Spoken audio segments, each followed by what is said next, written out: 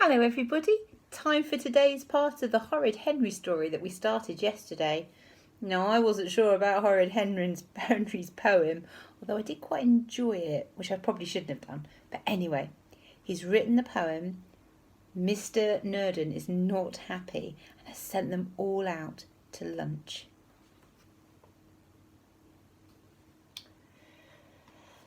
Bother, thought Henry. Mr. Nurden was one tough teacher. Rude Ralph grabbed him. Ha ha, Henry, said Ralph. You lose. Give me that £1. No, said Henry. I've got until the end of lunch. You can't do anything to him between now and then, said Ralph. Oh, yeah, said Henry. Just you watch me. Then Henry had a wonderful, spectacular idea. This was it, the best plan he had ever had. Someday, someone would stick a plaque on the school wall celebrating Henry's genius. There would be songs written about him. He'd probably even get a medal. But first things first, in order for his plan to work to perfection, he needed Peter. Perfect Peter was playing hopscotch with his friends Tidy Ted and Spotless Sam. Hey, Peter, said Henry, how would you like to be a real member of the Purple Hand? The Purple Hand was Horrid Henry's secret club. Peter had wanted to join for ages, but naturally Henry would never let him in. Henry's jaw dropped open. Me? Said Peter. Yes, said Henry, if you can pass the secret club test. What do I have to do? Said Peter eagerly. It's tricky, said Henry, and probably too hard for you. Oh, tell me, said Peter. All you have to do is lie down right there below the window and stay absolutely still. You mustn't move until I tell you to. Why? Said Peter. Because that's the test, said Henry. Perfect Peter thought for a moment. Are you going to drop something on me? No, said Henry. OK, said Peter, and he lay down obediently. That means he did the right thing. He did what Henry wanted him to do. Oh, and I need your shoes, said Henry. Why? Said Peter. Henry scowled. Oh, he's doing it again. Do you want to be in the secret club or not? Said Henry. Oh, I do, said Peter. Then give me your shoes and be quiet, said Henry.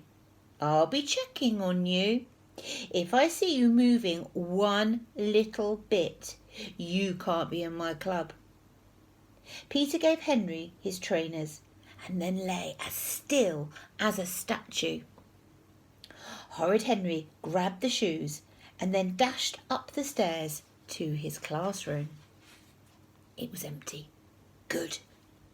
Horrid Henry went over to the window and opened it, and then he stood there, holding one of Peter's shoes in each hand. There we go. Can you see that picture there?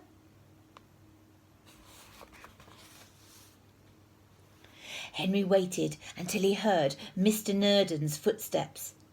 Then he went into action. Help! Shouted Horrid Henry. Help! Mr. Nurden entered. He saw Henry and glowered. What are you doing here? Get out! Help! Shouted Henry. I can't hold on to him for much longer. He's slipping. Ah! He's fallen. Horrid Henry held up the empty shoes. He's gone, whispered Henry. He peeked out of the window. I can't look. Mr. Nurden went pale. He ran to the window and saw Perfect Peter lying still and shoeless on the ground below. There you go. There's the picture of Peter looking like he's fallen out of the window. No. "Oh, no!" gasped Mr. Nurden. "I'm sorry," panted Henry. "I tried to hold on to him. Honest, Help!" screamed Mr. Nurden, and he raced down the stairs. "Police! Fire! Ambulance! Help! Help!" He ran over to Peter and knelt by his still body.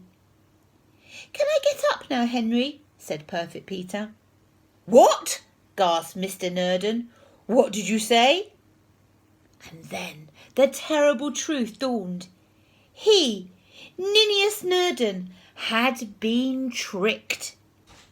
"You horrid boy! Go straight to the head teacher now!" screamed Mr. Nurden.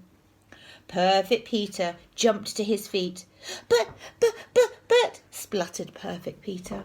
"No!" screamed Mr. Nurden. "How dare you! To the head!" "Ah!"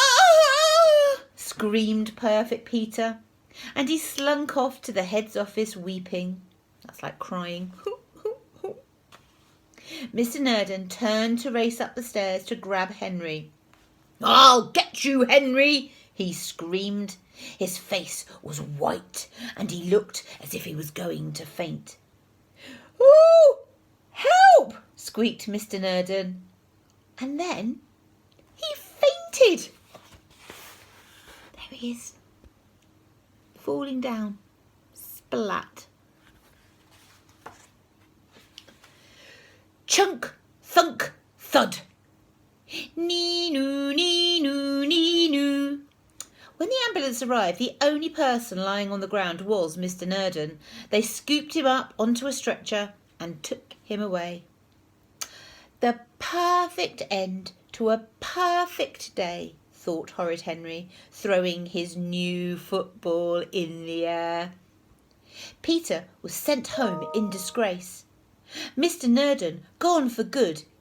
Even the news that scary Miss Battleaxe would be teaching Henry's class didn't bother him.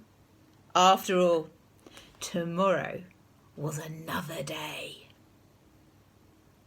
I hope you enjoyed that.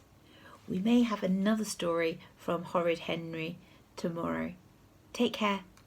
Bye.